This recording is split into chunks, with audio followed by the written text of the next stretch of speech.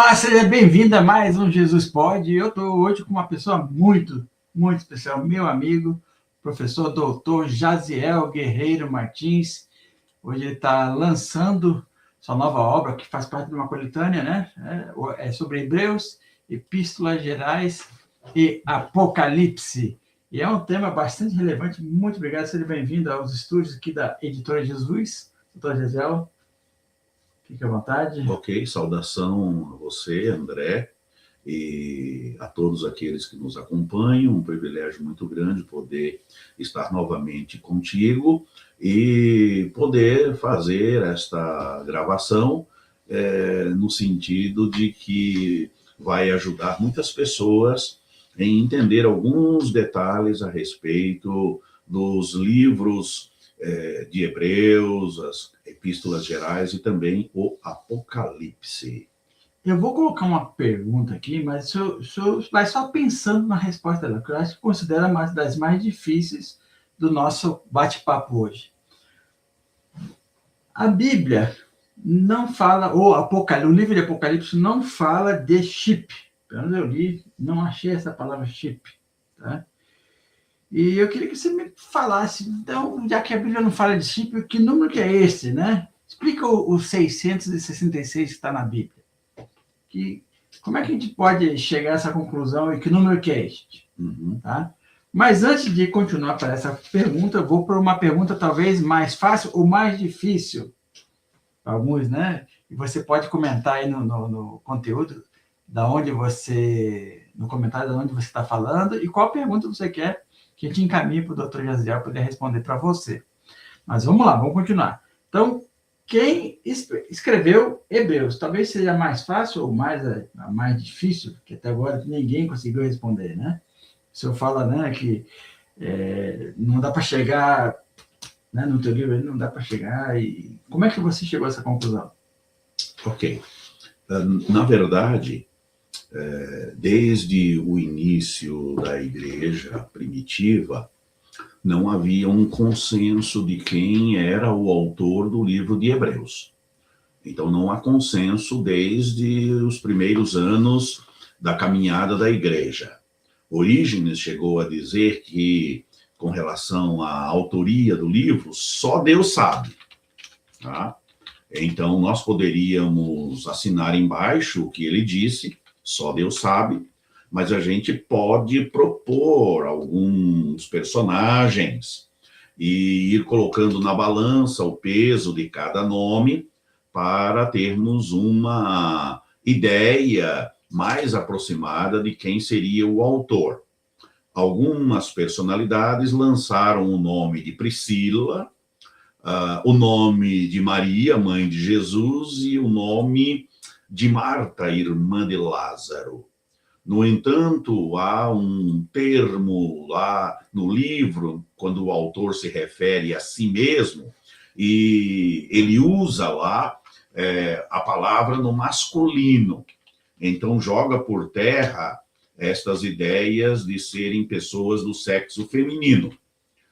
Uma outra coisa é que a Igreja do Oriente considerava, no início, Paulo como seu autor.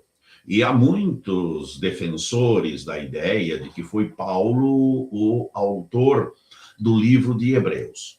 No entanto, há alguns elementos importantes que desqualificam esta ideia. Primeiro, é o fato de o autor de Hebreus dizer no capítulo 2 que ele recebeu a mensagem daqueles que ouviram e receberam diretamente de Cristo.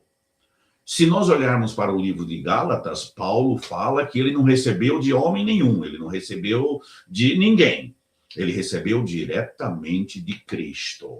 Então aí já há um probleminha, tá? O outro é que Paulo, nas suas epístolas, ele procura sempre defender o seu apostolado, ele coloca o seu apostolado como algo muito importante para os seus leitores.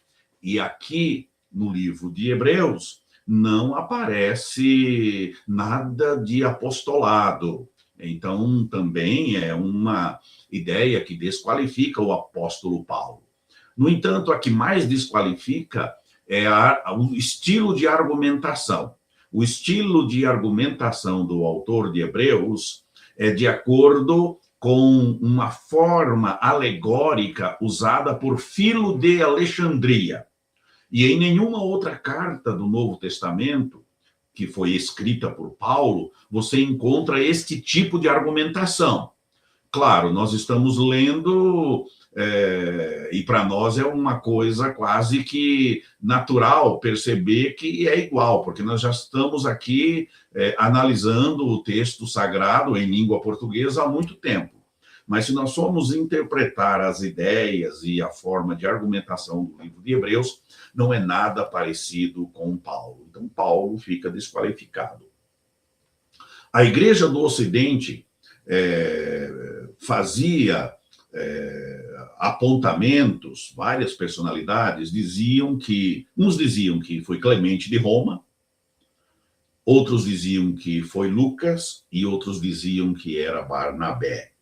Então, nós temos aí 3 figuras que foram consideradas pelos autores lá do 2º, 3º e 4º séculos como possíveis autores, cada um sendo defendido por certas personalidades. Então, vamos um de cada vez. Quando nós temos Lucas, não deve ser Lucas, porque o autor do livro de Hebreus, ele se coloca como judeu. Ele diz os nossos pais, referindo-se a Abraão, Isaac e Jacó, tá? Especialmente Abraão, nossos pais. Então, ele é de linhagem judaica. E Lucas é gentio. A mesma coisa acontece com Clemente de Roma, que foi bispo de Roma no final do 1º século. Embora haja muita semelhança do livro de Hebreus com a sua primeira carta aos Coríntios, né? Ele também é gentio, ele é romano, ele não é judeu. E o autor de Hebreus se coloca como judeu. Barnabé é uma boa possibilidade de ter escrito o livro, é uma boa possibilidade, porque ele era levita, ele conhecia os sacrifícios, ele conhecia o sacerdócio para expressar com minúcias tudo aquilo que está no livro de Hebreus. A única coisa que desqualifica o Barnabé, a única coisa que o desqualifica é que ele é de primeira geração, ou seja, foi dito por alguns pais da igreja que ele pertencia ao grupo dos 70. Se ele era do grupo dos 70, ele andou com Jesus, ele viu os ensinos de Jesus, então ele recebeu direto de Jesus, ele não recebeu de outros, tá? Então, esse é o grande problema. Então, fica aí sobrando o Apolo. O Apolo, de acordo com Atos 18, está plenamente qualificado. Ele era de Alexandria. Ele era versado nas Escrituras, tá? Ele tinha um conhecimento profundo. Ele tinha uma oratória excelente, né? Tanto que lá em Corinto, uns diziam que era de Paulo, outros de Apolo, porque Apolo era um grande pregador, um grande orador. E o livro de Hebreus é uma compilação de vários sermões que o autor pregou. Então, como ele não poderia pregar lá para os seus destinatários que estavam longe, ele mandou, né, esse tratado, que é uma compilação de vários sermões, porque o livro de Hebreus não é epístola. O livro de Hebreus é um discurso teológico, é um discurso sermonal, escrito em forma epistolar, porque no começo tem as saudações finais, mas no início não tem, então não é epístola, é um tratado, é um conjunto de sermões. Então o Apolo está bem qualificado para ser o autor. No entanto, nenhum autor antigo disse que foi Apolo, tá? Então tem esse porém. Então nós temos aí, poderíamos colocar entre os autores 2 personagens que estão na frente aí vamos dizer, na corrida, né? Nós temos aí o Apolo e o Barnabé. a Reforma Protestante, através de Lutero, né, deu grande peso a Apolo como escritor. Então, eu ficaria com esses dois na ponta, mas dando uma certa vantagem para Apolo, devido ao fato dele ser Alexandria e ter contatos com a escola de Filo, né, que era lá de Alexandria. Quem era Filo? Filo era um judeu, historiador, e ele tinha uma forma de interpretar o Antigo Testamento com essa questão da alegoria, e é o que o autor de Hebreus faz. Então, o autor de Hebreus ele é muito ligado com Filo. Então, fica aí uma consideração rápida para que a gente considere, né, perceba essa questão difícil. Continuamos a dizer, só Deus sabe, mas quem escreveu também sabe que escreveu,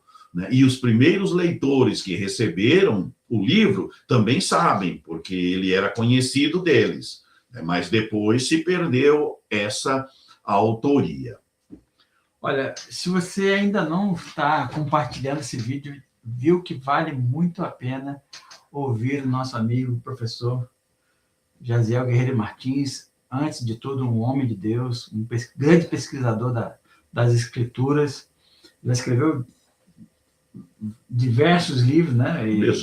18 livros já publicados.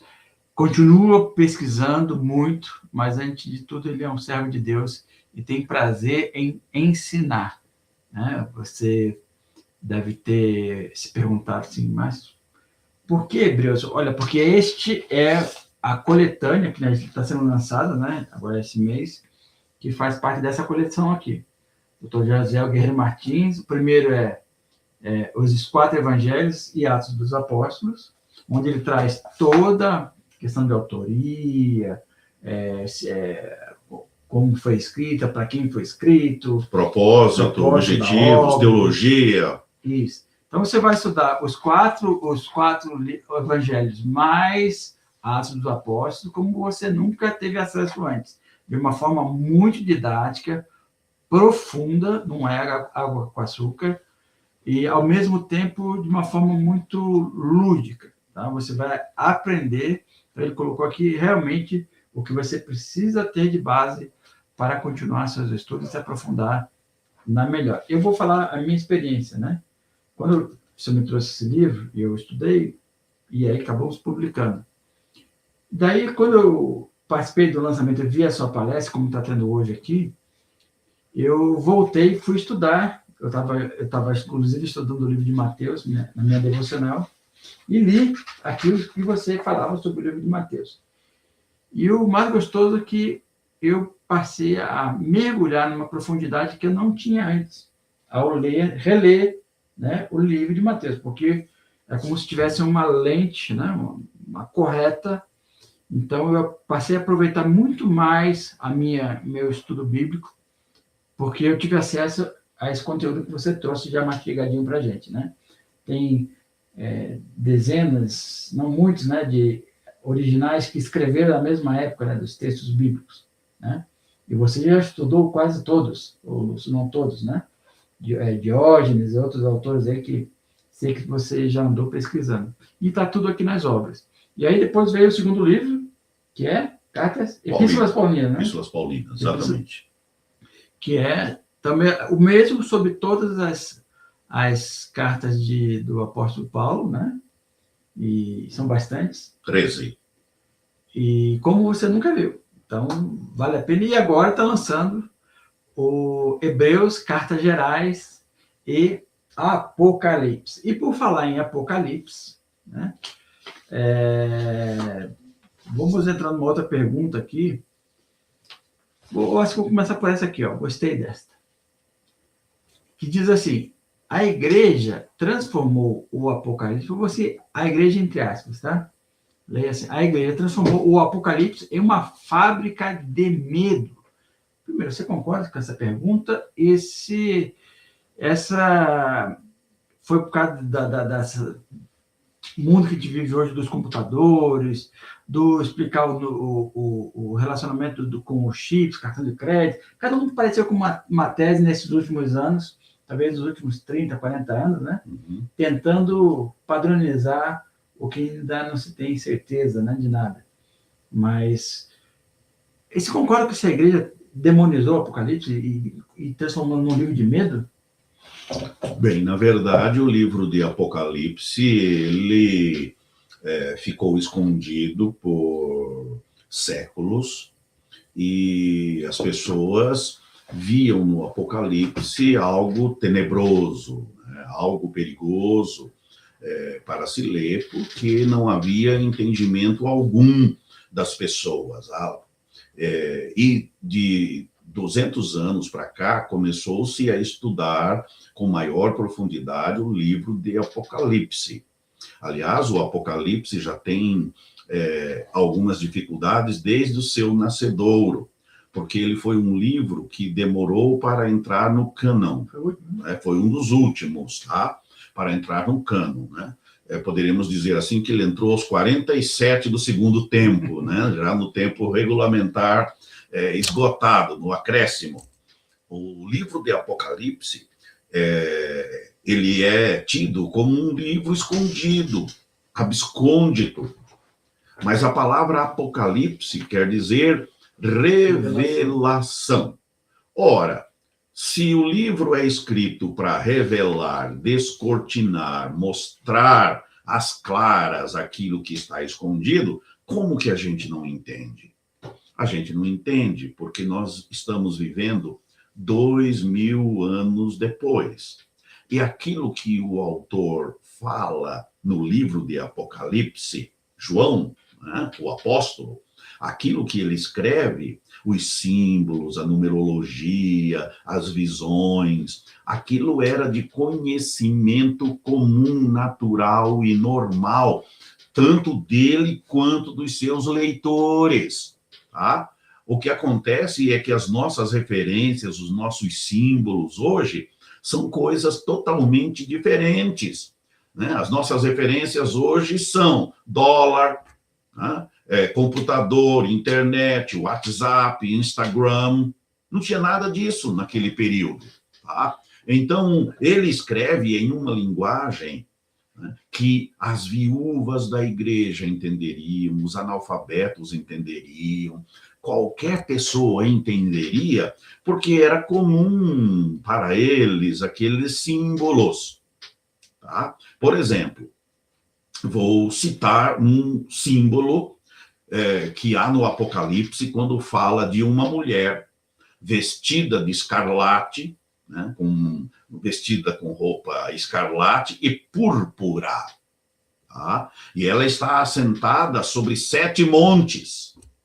E o capítulo 17 fala de forma clara quem é esta mulher, tá?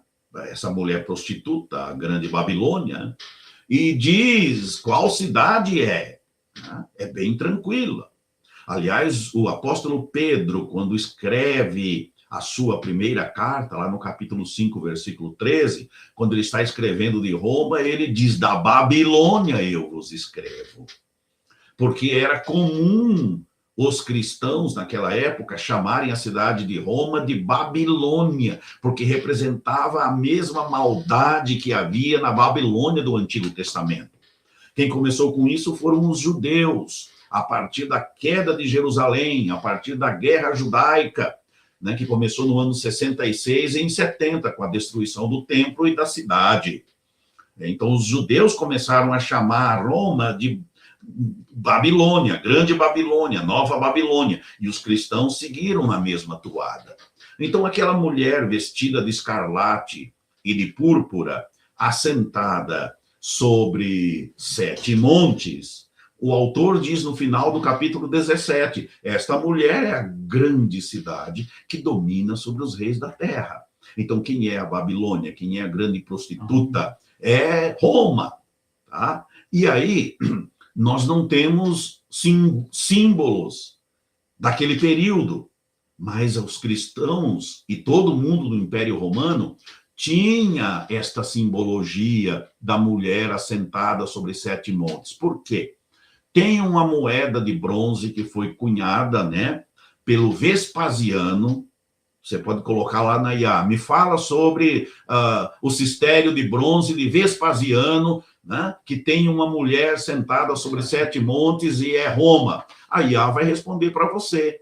Tá? É uma moeda, porque todo imperador, né, que assumia o reino, ele fazia uma moeda com a sua figura, com a sua imagem, e para denotar também o poder de Roma. Tá? Então, o cistério de Roma, tá? Feito no ano 71, tinha a imagem do Vespasiano, e no verso tinha uma mulher assentada sobre 7 montes com Roma, tá? Dizendo que é Roma. Então, isso é um caso em que eles tinham a moeda, carregavam no bolso. Claro que não era bolso, era alforge, era uma sacola, mas eles tinham isso lá. Perfeito? Então, esse é um exemplo que a gente coloca, que tem a imagem do Vespasiano na frente e atrás esta imagem de uma mulher vestida de escarlate, né, e de púrpura, porque ela está com um traje de um oficial romano para denotar o poder militar, tá, do império. Então, Roma, com seu poderio militar, e o imperador do outro lado. Quer dizer, está ali bem exemplificado, né, nesse cistério, essa moeda, que Roma é a grande prostituta, é esta mulher. E vermelho, né, uma mulher vestida de vermelho e púrpura, são as cores de Roma. Né? Se você assistir um filme antigo para ver um general romano, Império Romano, Júlio César, César Augusto, Pompeu, Crasso, então é aquele paladumentum, né, como é chamado no latim, e é um vermelho e púrpura. Tá? Isso você pode ver em qualquer filme, tá aí, e pode perguntar para a sua IA que ela vai responder também, ok? Então, esse é um exemplo. Agora, nós não temos essas referências, então a gente vê lá uma mulher, né, sobre 7 montes, né, assentada sobre 7 montes, a gente vê uma mula, né, 7 cabeças e 10 chifres, e a gente vê 666, e a gente vê N coisas, e ficamos apavorados, e aí começa-se a querer colocar em alguém. Desde que eu existo, eu já vi muita gente dizer que fulano é besta, depois não é, morre, aí vem ciclano é besta, e depois ele é besta, e a coisa acaba. Alguns disseram que foi Adolf Hitler, outros Napoleão Bonaparte, tá? Mas por aí vai. Mas isso é só suposição, tá? Porque para quem escreveu o livro e quem recebeu, eles tinham consciência clara do que estava sendo dito. Mas como você falou que é para deixar o número 666 para depois, então vamos seguir com outras perguntas aqui. Vamos, porque essa aí você vai se surpreender na forma como é claro e transparente, doutor José, na sua explanação.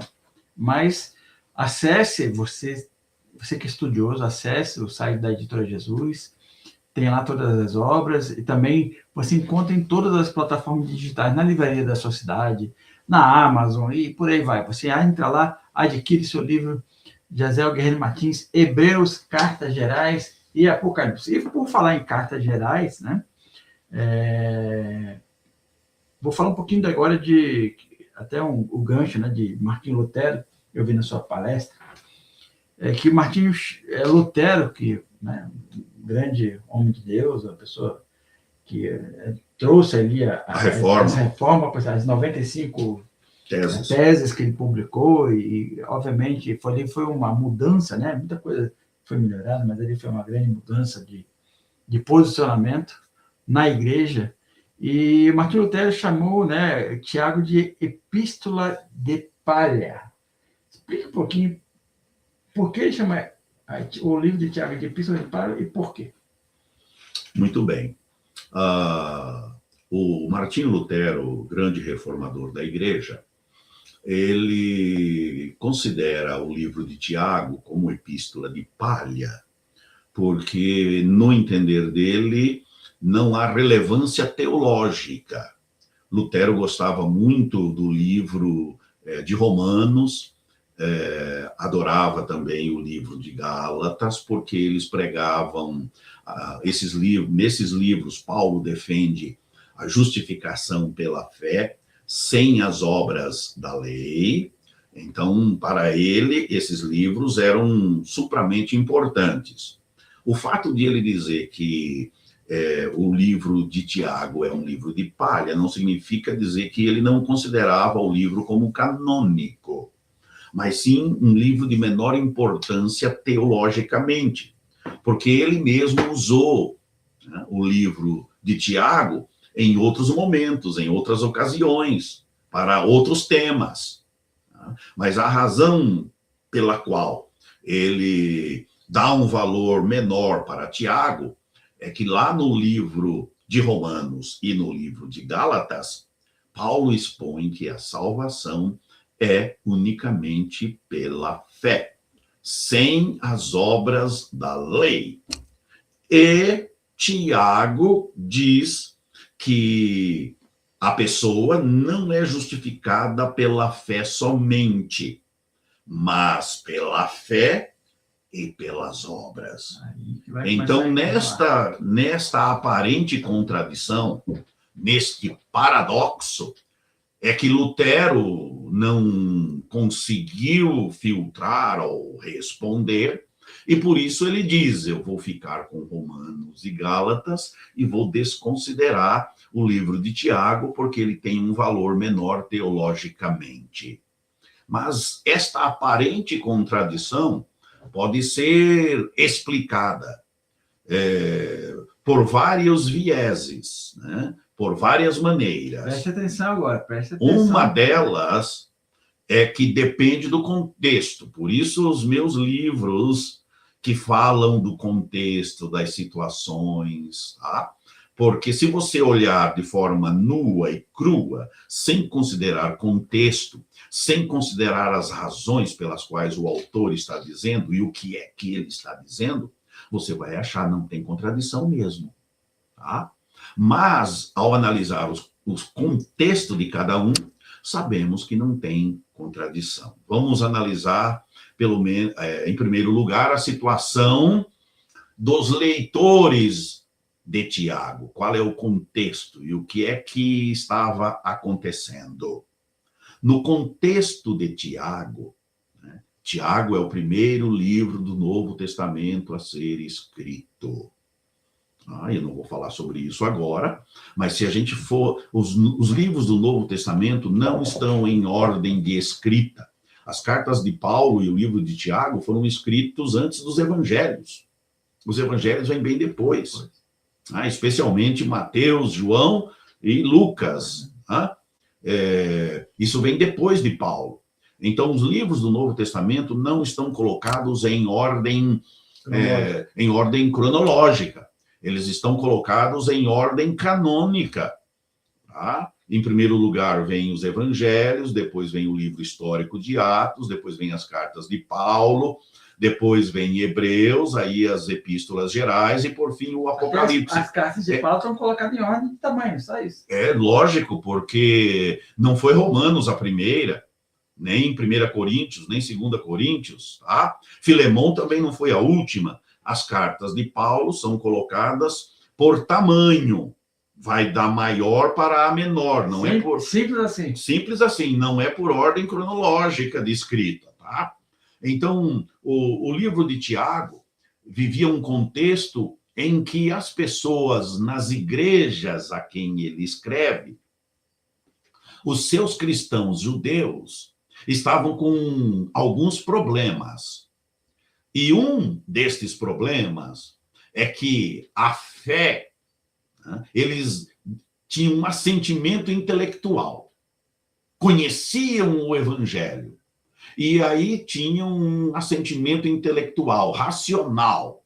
Então diziam que criam. Por isso que ele vai dizer, você crê que Deus é um só? Até os demônios creem. Ele está falando para os seus leitores, que são crentes, mas eles não evidenciavam isso pelas suas obras, tá?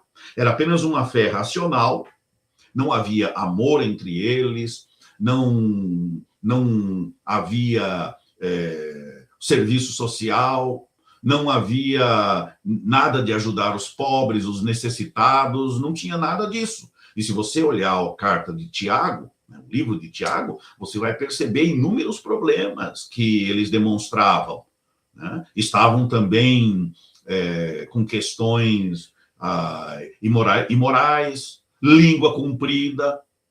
Então, eles tinham um convencimento do evangelho, eles não eram realmente convertidos no sentido teológico do termo, como Jesus apresenta e o Novo Testamento apresenta. Então, o fato de eles não produzirem obras cristãs demonstrava que a fé que eles tinham não era uma fé verdadeira. E o Tiago quer mostrar que aquele que tem fé verdadeira em Cristo, ele vai produzir boas obras. E como é que a gente mostra isso? Como é que a gente prova? Eu não posso chegar na sua vida, André, e ver se você é crente de verdade ou não, convertido ou não. Não tem nada aí que me mostre isso. Eu não posso revirar o seu coração, entrar lá dentro, na sua alma, no seu psique, para ver se realmente você tem fé verdadeira em Cristo. Mas eu posso ver isto como? Pelas suas obras, pela sua bondade, pelo seu amor cristão, tá? Pela sua adoração a Deus, pela sua santificação, tá? Então, como que eu provo, ou como que se prova que alguém é crente de verdade em Jesus Cristo? É pelas obras. Tá? Por isso que Jesus diz, pelos seus frutos os conhecereis. Então, esse é o contexto de Tiago, um contexto em que as pessoas diziam, bom, eu creio em Jesus, mas não demonstrava de forma alguma que realmente cria em Jesus, porque as obras eram más. Tá? Vamos para o contexto de Paulo. Paulo está orientando igrejas em que depois da sua partida foram lá vários judeus, chamados judaizantes ou judaístas, que diziam o seguinte, bom, vocês aceitaram a fé cristã, mas o Paulo pregou só um lado da moeda, tem um outro lado da moeda que Paulo não pregou. Ele pregou o evangelho de Jesus Cristo sem obras da lei. E para vocês serem salvos, vocês têm que realmente crer em Cristo e aderir ao cumprimento das leis do Antigo Testamento. É sábado, é circuncisão, é dias festivos, ou seja, vocês têm que se tornar judeus, porque os gálatas eram gentios, tá? Então o problema era basicamente a circuncisão, esse era o maior problema. Então Paulo vai dizer que a pessoa é justificada pela fé sem as obras da lei. Ele não está falando de obras, porque lá em Efésios ele mesmo diz que nós somos criados para as boas obras. Ele está falando de obras da lei, que os judaizantes estavam obrigando os gálatas a fazerem aquelas obras, especialmente a circuncisão, para serem salvos. Perceberam? São dois contextos completamente diferentes, são duas situações. Em uma, era uma fé, na de Tiago, era uma fé assim meramente intelectual que não havia boas obras, então não era uma fé verdadeira. Já nos Gálatas era uma fé verdadeira, só que chegou gente dizendo, vocês precisam acrescentar alguma coisa a mais. É o que fazem as seitas, né? Ah, você pertence a tal grupo cristão? Ah, mas você precisa mais uma coisa, tá? Então, uma seita herética, ela sempre vai dizer que você não está verdadeiramente seguindo o evangelho, que precisa mais alguma coisa. Aí você vai mais... Não basta Jesus. Não basta. Tem que ter mais alguma coisa. Ou é um dia da semana, ou é um outro livro, entende? É uma profetisa, é um profeta, entende? Um ritual específico. Tá? Então, sempre vão dizer que falta alguma coisa. É tipo do judaizante. Tá? Então, Paulo vai dizer que a salvação é pela fé, porque os seus leitores tinham começado pela fé. Ele mesmo diz, vocês que começaram pela fé, agora querem acabar pelas boas obras? Ok? Então, quando você percebe o contexto e a situação de cada um, você acaba percebendo que eles estão falando de duas coisas diferentes, duas situações diferentes e, portanto, não há contradição nenhuma, não há esta dicotomia, né, de duas ideias contrárias. É um paradoxo, ou seja, uma aparente contradição, que a gente consegue solucionar e resolver conhecendo o contexto de ambos os autores. Olha, já botou muita lenha boa nessa fogueira que está no nosso bate-papo. Não deixe de compartilhar. Se você não está seguindo ainda a Editora Jesus, olha, vamos botar em penitência esse povo. Ah, não pode, né? Não deixa. Você segue porque ama Jesus, se você quer conteúdo bom, clica aí, siga o conteúdo para que a sua vida se enche de coisa boa, né? E vamos botar lenha a fogo agora. Mais uma penúltima pergunta. Eu sei que nosso papo tá longo, tá grande, mas eu não posso perder essa oportunidade de absorver um pouquinho esse conteúdo e eu tenho certeza que você concorda com isso. Mas vou colocar uma pergunta aqui, né, que você fala muito, né, de Pedro, o livro de Judas, né, João. Quem é esse Judas que está lá no livro de Judas? Dá uma palhinha para a gente, né?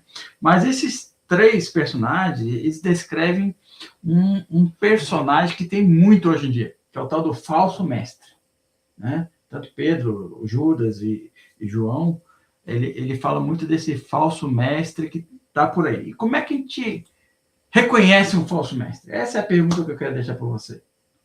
Ok. As igrejas do Novo Testamento, grande maioria delas, enfrentaram este problema de falsos pregadores, de falsos mestres. Eu acabei de citar um grupo que era o grupo dos judaizantes, que iam atrás do apóstolo Paulo, dizendo que o apóstolo Paulo não pregava o evangelho completo, pregava só pela metade. E, além disso, eles criticavam o Paulo, né, dizendo que ele não era apóstolo, porque ele sempre estava doente. Ele não era apóstolo porque a mensagem dele era fria, fraca, e eles pregavam com poder, né? Eles se achavam melhores do que Paulo, se chamavam de superapóstolos, ok? Paulo não tinha visões, revelações, e eles tinham, tá? Então, você percebe lá em 2 Coríntios que esses falsos apóstolos, né, manifestavam dons carismáticos, curavam e tinham poder na pregação, né? E Paulo não tinha. Então, esse é um problema. Mas nós temos também outros tipos de falsos mestres que exerceram grande influência no primeiro século, já no final do primeiro século, e em todo o segundo século, que eram os gnósticos. O grupo dos gnósticos, eles pregavam algo que ia além daquilo que João pregava, por exemplo. Eles diziam que Jesus não poderia ter vindo em carne, porque Deus é espírito e a carne é má, a matéria é má. Então, Jesus não poderia ter vindo em carne. E João argumenta peremptoriamente várias vezes que aquele que não confessa que Jesus veio em carne, esse é um falso, é um espírito falso. Espírito é a ideia de pregação. E palavra é ensino, né? Quando nós encontramos lá na Bíblia esses termos, a gente precisa entender o que eles significam. Judas, então, também com Pedro, enfrentaram esses gnósticos. Quem é esse Judas? Judas, até o século 17, 18, entendia-se que era o apóstolo Judas. Tem isso no livro lá. Lá que é um dos discípulos de Jesus, não Iscariotes. Isso, né? Judas, filho de Alfeu. Porque entendia-se que uma pessoa que não fosse apóstolo, né, não poderia escrever um livro, né, e esse livro está no nosso cânone, né? A apostolicidade era importante. Mas a partir de determinado momento, né, e isso temos lá no livro, começou-se a entender de forma melhor que este Judas não é o apóstolo Judas, mas é Judas, irmão de Tiago, Quem é Tiago? Irmão de Jesus. Então, este Judas aí é irmão de Tiago e também irmão de Jesus. Quando eu falo irmão, meio irmão, né? Porque Jesus foi gerado pelo Espírito Santo. Então, nós temos aqui dois meio-irmãos de Jesus, que são Tiago e Judas. Tiago escreveu o livro de Tiago e Judas escreveu este livro de Judas. Muita gente questiona o livro de Judas. Ele é um livro pequenininho, tem 25 versículos apenas, mas é contundente e tem algumas questões ali. Pessoal muitas vezes diz, como é que temos a citação de textos apócrifos? No livro de Judas, você tem o livro de Enoque, que ele cita, literalmente. Você tem o livro Ascensão de Moisés, que ele cita. Temos também mais dois outros livros, o Testemunho de Aser e o Testemunho de Naftali. Então, ele cita quatro livros apócrifos, considerados apócrifos. Mas o que ele faz é dizer que está citando, tá? Porque Paulo também cita apócrifo e ele não fala. Hebreus cita apócrifo, mas ele também não fala. Quando Paulo diz lá, assim como Janes e Jambres resistiram a Moisés, você vai no Antigo Testamento, não tem nada disso. Isso tem um livro apócrifo, tá? Que é do conhecimento dos judeus. Então, foi passando, a tradição foi passando, né? Que aqueles que resistiram a Moisés eram Janes e Jambres. Tá? Então, o Paulo incorpora isso. O livro de Hebreus fala que a lei de Deus foi dada pelos anjos, mas lá no Antigo Testamento é Deus que dá diretamente. Então, criou-se, né, entre os judeus esta ideia, né? Eles sabiam que a lei tinha sido dada por anjos, mas não ficou registrada no Antigo Testamento. Isso tem livros apócrifos, né? E o livro de Hebreus cita isso. O que o autor faz para... diferente dos outros, aqui Judas é que ele cita, tá? Então, veja, eles enfrentavam inúmeros problemas. E o problema era o gnosticismo. Então, a sua pergunta que você fez no início, que eu fiz aqui um parêntese maior que Paulo faz lá em Efésios, né? Paulo dá uma volta lá em Efésios, né? Que é maior, é uma volta que é quase o livro todo, para daí voltar no ponto inicial. Então, eu fiz a mesma coisa aqui. Como é que nós discernimos e identificamos um falso profeta? Primeira coisa, o falso profeta, ele vem com uma mensagem que não é bíblica. Então, um dos aspectos é pregação, ensino, que não está embasado nas escrituras sagradas. Tá?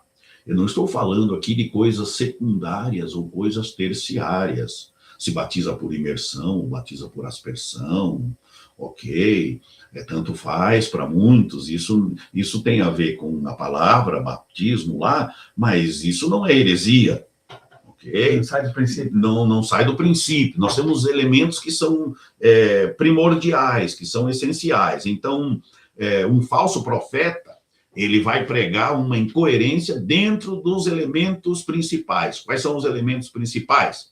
Jesus Cristo é Salvador, só Ele salva. A salvação é pela fé, ok? A Trindade, a graça de Deus, a Trindade, Pai, Filho e Espírito Santo. Jesus voltará. Então, esses detalhes são essenciais. Então, quando alguém nega um desses elementos, tem mais alguns ali, né? Distorcem, é porque está pregando uma heresia, um falso mestre. Outra coisa, como é que nós identificamos? O falso mestre, ele vem arrecadando dinheiro para si. Pedro diz, farão de vós negócio. Então, aquelas pessoas, Judas também fala, aquelas pessoas que fazem negócio da igreja e ficam se enriquecendo, né? E sugando a lã das ovelhas, tá? E as ovelhas ali, né? muitas vezes pobres ou sem prosperar, e o dono da igreja, o dono do grupo, se enriquecendo cada vez mais. Tá? Então, diz lá, o Paulo também fala nas suas epístolas a respeito desse negócio de dinheiro. Tá? Então, como é que nós verificamos que é falso mestre? Quando há enriquecimento assim da pessoa a partir da igreja, a partir do grupo. Tá? Esse é um segundo elemento. Terceiro elemento, quando o início do grupo é algo suspeito. Tá? Então, quando alguém iniciou o grupo, houve mentiras, houve sérios problemas, a pessoa tinha na moral e na ética uma vida não cristã, uma vida não de santificação, mas ele começou o grupo. Isso também dá para perceber que é falso mestre. Tá? Então, esses aí são 3 elementos. Então, o que eu diria, o mais importante é Bíblia. Tá? Se a mensagem pregada está distorcendo o ensino bíblico ou está negando o ensino bíblico no que diz respeito à essência da fé cristã, ali é um falso mestre. Segundo é din-din. Tá? Terceiro é aquilo que eu mencionei a esse respeito de a pessoa não ter uma prática, uma vivência de santificação condizente com a palavra de Deus. Eu vou acrescentar mais um elemento, que é quando o pregador, o professor, aquele que ensina a palavra, demonstra um espírito de arrogância, soberba, narcisismo. Né? Ele parece que está por cima da carne seca. Ele é tudo e os outros não são nada. E fica com arrogância, esbravejando para cá e para lá, e lançando maldição aqui e acolá. Isso também é um indício de uma seita, de um falso profeta, de um falso mestre. Isso é diferente do pregador que prega com ousadia, com coragem e acusa os erros que as pessoas estão cometendo. Isso é uma coisa. Agora, faz isso como servo de Cristo.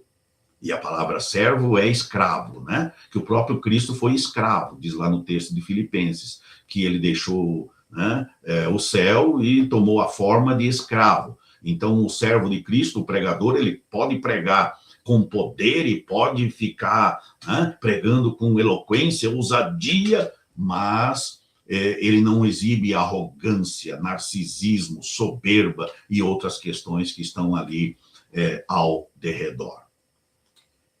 Bom, vamos para a nossa última pergunta de hoje. Prometi para vocês que ele ia responder essa pergunta, simples assim. Doutor Jaziel, explique o tal do 666. Bem, eu não tenho por usurpação, querer dizer que encontrei o fio da meada, encontrei a bola de cristal e vou dizer agora o que é realmente o 666 e que nenhuma outra possibilidade existe. Porque o livro de Apocalipse, para nós, continua sendo um livro abscôndito.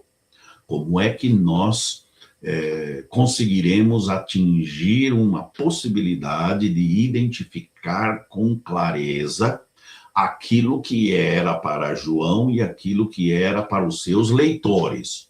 Então, olhando para o primeiro século, para quem escreveu e para quem recebeu o livro de primeira mão, eles tinham um entendimento consciente do que era a besta e do que era o número 666, 666.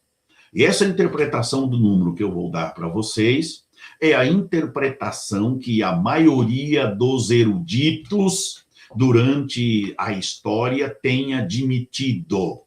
Ou seja, a grande maioria dos estudiosos. Eu não estou falando aí de pessoas que não estudam com afinco o livro de Apocalipse. Eu estou falando de pessoas que trabalharam o livro do Apocalipse investigando literariamente, ou seja, ali no grego, conforme ele foi escrito, analisando arqueologicamente, indo para Israel, escavando, procurando descobrir inúmeras coisas, estudando história, especialmente a história de Domiciano e do tempo em que João escreveu, a situação em que eles estavam involucrados.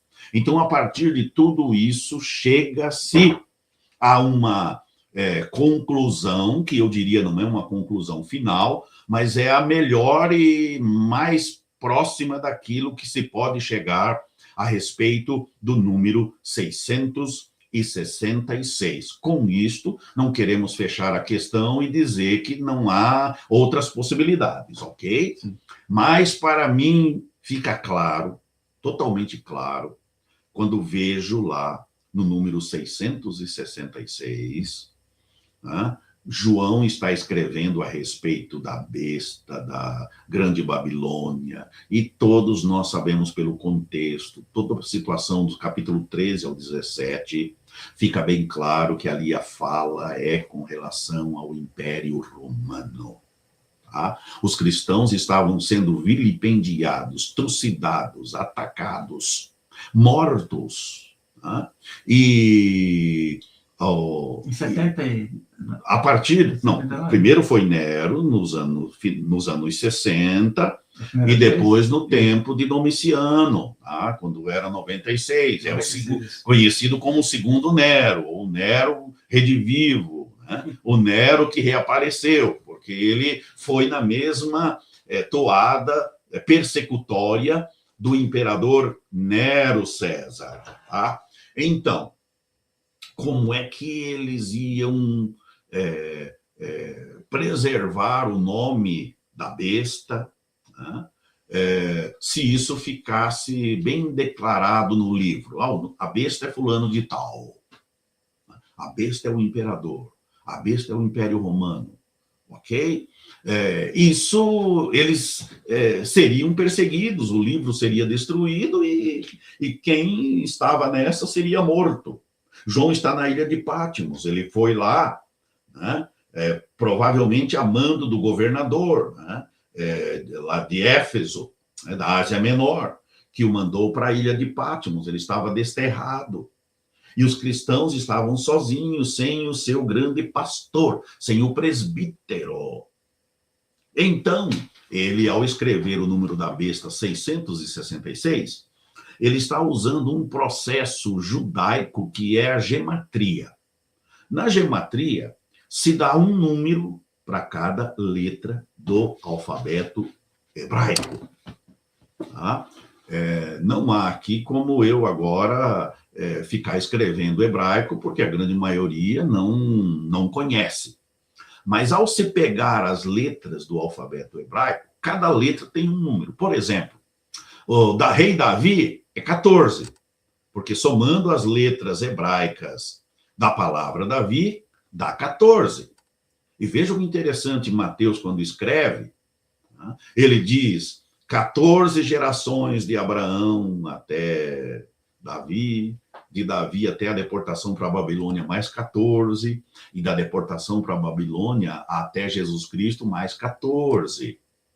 Né? Claro que ele rearranja ali, porque em determinado momento ele pula várias gerações, né? Porque a palavra gerou também não quer dizer necessariamente o pai, pode ser um ancestral lá, o bisavô, tataravô, né? Mas ele pega e seleciona 14, 14, 14, e 14 é Davi, porque o Messias tinha que ser filho de Davi. É mais uma demonstração legal para os judeus que Jesus é mesmo o Messias. Então, é a articulação do autor do Evangelho de Mateus com relação a essa gematria.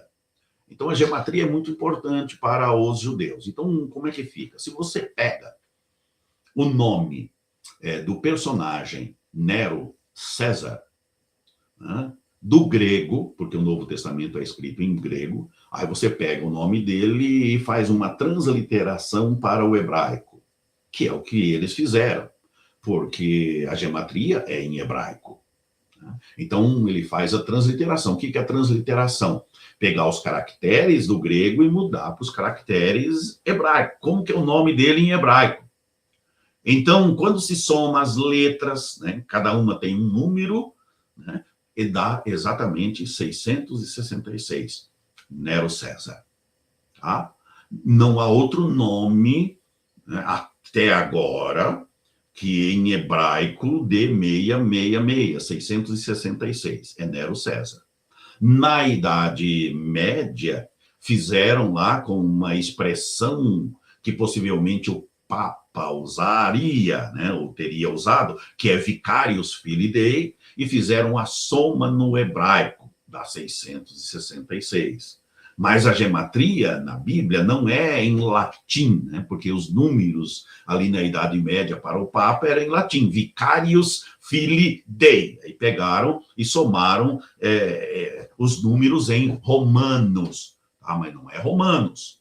Então veja, 666. Bem, aí alguém pode dizer, mas não tem mais alguma coisa aí que pode realmente ajudar a comprovar que era mesmo Nero César, que João estava se referindo como besta, ali o número da besta, o que a igreja entendeu, a igreja de Éfeso, Esmirna, que eles entenderam, né? Sim, tem mais uma evidência, que vem de vários manuscritos antigos. Nós não temos mais o texto que João escreveu. O que nós temos são cópias, que são chamadas de manuscritos. E alguns manuscritos, quando trazem o número da besta, não trazem o número 666. Trazem um outro número, 616. Tá? Inclusive o papiro 115, um famoso dentre eles, também traz que o número da besta é 616. Então o copista, né, quando ia copiando, ao invés dele colocar ali o 666, que estava no texto que ele tinha em mãos, ele então colocou na sua cópia 616. E não foi só um que fez isto, vários. E por que fizeram isto? Fizeram isto porque o 666 é quando se pega do grego, o nome de Nero César, do grego e passa para o hebraico. Mas Nero César não é da Grécia, ele não é grego, o nome dele é romano, então ele é em latim. Então, quando você pega o nome do latim para transliterar para o hebraico, cai uma letra, né, o num final, que tem o valor de 50. Porque do hebraico para o grego, a transliteração é Neron César. E quando se traduz, faz a transliteração diretamente do latim, é Nero César, cai o Neron, cai o N final, que seria o num, né? Final, caiu, e ele vale 50. Então, como o público deles provavelmente entendia, né, e era romanizado, né, era latinizado, porque a língua do latim tomou conta. Então, lá no segundo, terceiro século, né, o latim ficou muito mais importante do que o grego. Então, eles colocaram 616, porque a transliteração do hebraico do latim para o grego perde uma letra, fica 616. Então, corrobora que é Nero César mesmo, né? Corrobora que é ele mesmo. Tá? Então, eles tinham um entendimento que era o Nero César, eles liam 666, entendiam que era o Nero César, mas do latim para o hebraico dá 616. Então, colocaram nas suas cópias 616. Esses manuscritos existem, né? Quem estuda aí a questão de crítica textual, né, de variante textual, que temos muito essas questões com relação aos os textos originais, então se comprova, a meu ver, é uma prova inconteste de que é mesmo uma referência a Nero César. Por quê? Na época de João, havia um entendimento, né, entre os cristãos que o Nero César voltaria, era chamado de Nero Redivivus. Então, alguns até diziam que ele iria ressuscitar, né, porque já tinha morrido, e iria assumir o trono. Então, o Nero César, né, retornaria.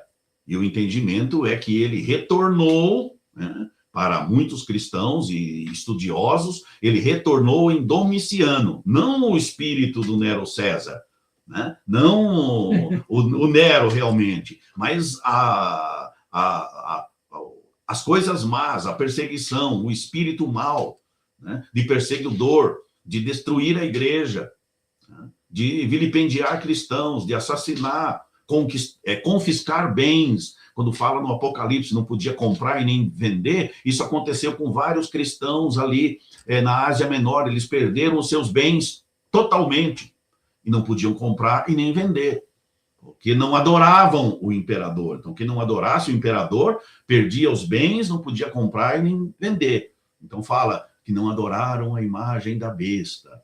Tá? Realmente é isso, né? É não prestar culto ao imperador, porque Domiciano se chamou a si mesmo de Deus. Ele era Deus, ok? Ele se chamava de Senhor Deus, né? Nosso Senhor Deus. E lá no capítulo 4, quando Deus se apresenta na grande visão para João, o mesmo título que Domiciano dava para si mesmo, Deus dá para ele, Deus. Né? Então, na verdade, quem é o grande Senhor, quem é o soberano, quem é Deus, não é o imperador que se chama de Deus e soberano, né? É o Deus que se revela para a igreja. Então, o que João está escrevendo é para tranquilizar, é para animar os crentes, é para dar forças, porque estamos sofrendo, vilipendiados, maltratados, mas no final vamos ter a volta e Deus vai destruir esta besta fera, tá? Uma outra coisa, se você olhar o capítulo 18 de Apocalipse, que fala da queda da Babilônia, e você comparar com os livros antigos, históricos, que falam da queda de Roma no ano 453, eles estão concordes. Então, aquilo que diz no Apocalipse, aquela profecia que fala da queda da Babilônia, se você pegar os materiais históricos contando como Roma faliu, é aquilo mesmo, é o choro dos mercadores, é o choro de todo mundo que amava Roma e que sugava de Roma, né, aqueles que se beneficiavam de Roma, agora ficaram sem Roma, agora os bárbaros tomaram e eles se lascaram, e por isso estão chorando. Está lá no capítulo 18, basta ler a história que a gente vai entender. Tá? Essa é uma forma de explicar. Existem outras formas, outras maneiras, tá? Mas eu estou colocando aquilo que, na academia, entre os estudiosos, é tida como a ideia principal, da qual eu comungo, né? E ensino desta forma, embora na faculdade eu também ensine as outras maneiras de se interpretar, né? E no final eu digo, a minha maneira de interpretar é esta, mas vocês são livres para interpretar, porque isso não tem a ver com salvação, não tem a ver com vida eterna, né? Se a pessoa é preterista, futurista, amilenista, pré-milenista, se é dispensacionalista, isso não interfere na salvação, porque isso são aspectos escatológicos. Então está aí uma forma de você analisar, perceber e estudar. O que eu digo é assim, né? Você me viu falar, então vai a fundo e estuda e analisa. Não receba a goela abaixo como sendo a verdade, Tudo verdade. Né? Ou não faz a repugnância. Não, isso nada é verdade, entende? Eu já tenho minha ideia. Vai, estude, ok? Quem lê, entenda, né? O que Jesus falou, né? Em outras palavras, vai lá, estuda e você vai entender. É assim que eu explico. Aleluia. Muito obrigado, meu amigo Jaziel. Eu sei que você está fazendo. Como é que eu faço para contactar o Dr. Jaziel? Sua rede social qualquer? Acho que ele nem sabe de cor. Sabe? O seu Instagram? Prof. Jaziel. Prof.Jaziel. Pronto, entra lá, você vai seguir o Dr. Jaziel, vai aprender um pouco mais. Ele é um dos professores mais longevos lá da FABAPAR, da Faculdade Batista aqui do Paraná. Tem um vasto currículo, né, acadêmico, de ensino, de pesquisa, né, fez fez muita gente hoje continuar sendo pesquisador, né? Um professor, não só um professor que sabe, ele sabe e tem o dom de ensinar. Né? Então, agradeço você estar aqui hoje no nosso querido podcast e já deixo o convite para eu voltar para a gente falar de mais temas que você vai colocar aqui nos comentários. Doutor José, comenta sobre tal assunto que a gente vai convidar o doutor José para voltar aqui na Editora Jesus e compartilhar um pouquinho que Deus fez e tem passado para a vida dele. Tá bom? Um abraço, obrigado mais uma vez. Um abraço, pessoal, muito obrigado. Espero ter ajudado e que você continue a procurar distinguir, né, a discernir, porque conhecendo as Sagradas Escrituras, nós estaremos muito mais preparados para a vida, para o futuro e também, principalmente, para a vida eterna. Um grande abraço. Abraço, tchau, tchau, até a próxima. Até a próxima.